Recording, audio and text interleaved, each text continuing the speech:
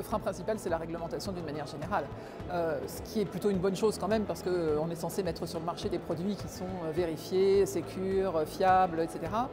Néanmoins, le chemin pour arriver au marché est quand même très long plutôt, avec d'abord toute la démarche pour arriver au marquage CE, en tous les cas en ce qui concerne les dispositifs médicaux, parce qu'en fonction de la catégorie de dispositif médical, le niveau de données cliniques requises pour obtenir ce marquage CE est plus ou moins important.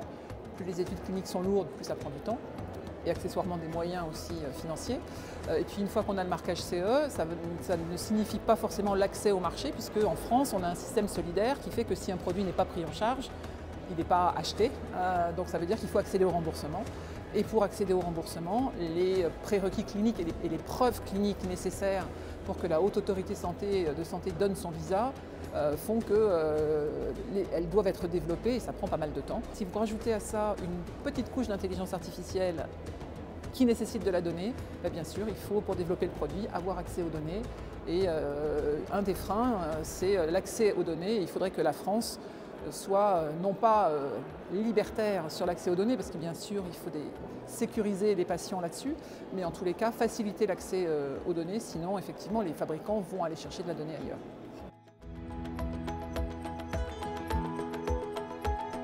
Les autorités vous disent que si ça prend autant de temps, c'est parce qu'ils prennent les précautions pour mettre sur le marché, des produits qui sont parfaitement fiables pour les patients. Nous, industriels, on se bat pour qu'il y ait des modalités d'accès plus précoces à certaines innovations, ce qui est en train de se passer dans le cadre de la loi de financement de sécurité sociale 2020 où effectivement ils ont un peu ouvert l'accès précoce à des innovations pour le dispositif médical.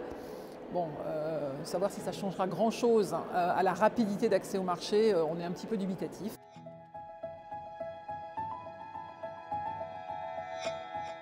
Pour les vraies innovations technologiques, dès le marquage CE, de mettre en place un système qui ressemble un peu à l'ATU du médicament, c'est-à-dire une utilisation plus précoce du produit, de façon à donner accès plus rapidement aux patients dans des conditions qui restent encore à définir.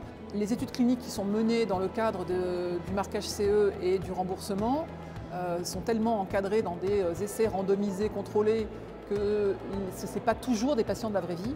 Et on sait très bien que quand on passe en vraie vie, il y a des choses qui peuvent changer. Donc je pense que le fait d'être évalué sur le patient tout venant, et pas seulement celui qui a une pathologie, mais qui a aussi les autres pathologies autour, forcément ça va donner un peu de sens. Donc après, je pense que c'est une bonne chose. Il ne faut pas que ça ralentisse le process.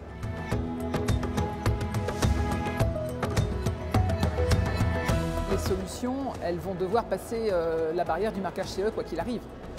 Donc forcément, et répondre à la législation européenne sur le RGPD, sur l'hébergement de données de santé, etc. Donc voilà, si une solution chinoise vient sur le territoire en disant qu'elle héberge ses données en Chine, ça ne passera pas. En théorie, ça suppose que l'hébergeur chinois est censé répondre à la législation de certification française.